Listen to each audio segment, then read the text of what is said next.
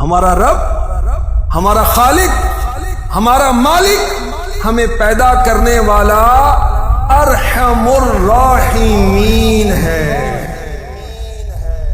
سب سے بڑھ کر رحم کرنے والا ہے۔ اللہ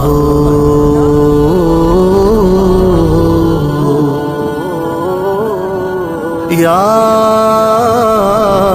رحمان یا رحیم۔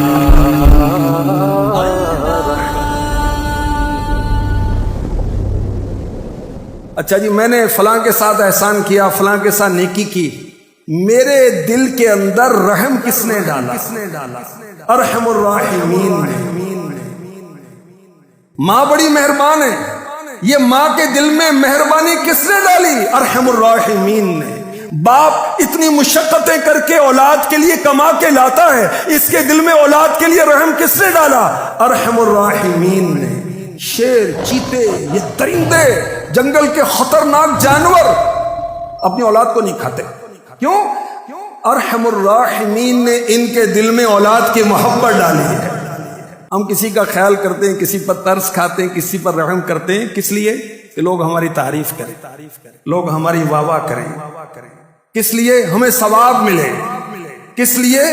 کہ ہمیں کسی بیمار کو، کسی مصیبت زدہ کو دیکھ کر ایک دل کے اندر رقت پیدا ہوتی ہے، اس رقت کو زائل کرنے کے لیے ہم رحم کرتے ہیں۔ ہم کسی پر ترس کھاتے ہیں اس لیے کہ جب مجھ پر کوئی مصیبت آئے گی تو یہ مجھ پر رحم کرے گا، میرا خیال کرے گا، مجھے ضرورت پڑے گی تو یہ میرے کام آئے گا، میں اس کے کام آؤں۔ یا پھر کبھی کسی نے ہمارے ساتھ نیکی کی تھی، اس نیکی کا بدلہ چکانے کے لیے ہم کسی کے ساتھ احسان کرتے ہیں۔ سونے رب کی کیا شان ہے، سبحان اللہ۔ رب کائنات اپنے بندوں پر رحم کرتا ہے، اس کو کوئی غرض نہیں ہے، اس لیے کہتے ہیں وہ ارحم الراحمین ہے۔ اچھا، اللہ تبارک و تعالی ارحم الراحمین ہے، سب سے بڑھ کر رحم کرنے والا ہے، پھر ہم بیمار کیوں ہوتے ہیں؟ پریشانیوں میں کیوں مبتلا ہوتے ہیں؟ اچھا، ہمیں آزمائشیں کیوں ہوتی ہیں؟ اچھا، ہمیں اولاد کیوں نہیں ملتی؟ اولاد پیدا ہوتے فوت ہو جاتی ہے، ماں کے پیٹ میں بھی فوت ہو جاتی ہے، ہم زخمی کیوں ہوتے ہیں؟ پریشانی کیوں ہوتی ہے؟ شیطانی وسوسہ۔ اللہ کے بندے، اس مالک کی کرم نوازی ہے، ارحم الراحمین ہم پر مہربان ہے۔ ہم جس کو تکلیف سمجھتے ہیں، ہم جس کو مصیبت سمجھتے ہیں، یہ بھی ہم پر مہربانی ہوتی ہے جو ہمیں سمجھ میں نہیں آتی۔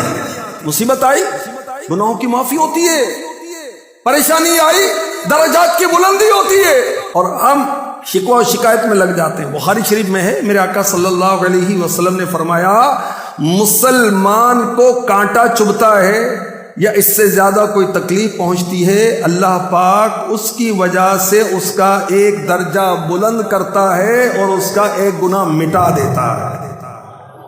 اچھا یہ بتائیں، راحت میں اللہ زیادہ یاد آتا ہے یا بیماری میں زیادہ یاد آتا ہے؟ بیمار آدمی بے ساختہ اللہ اللہ کر رہا ہوتا ہے، سبحان اللہ۔ یہ بیماری اچھی نا، اللہ کو یاد کراتی ہے، یہ پریشانی اچھی نا، ہمیں نماز میں جھکا دیتی ہے۔ اللہ ہمیں صبر کی توفیق عطا فرمائے۔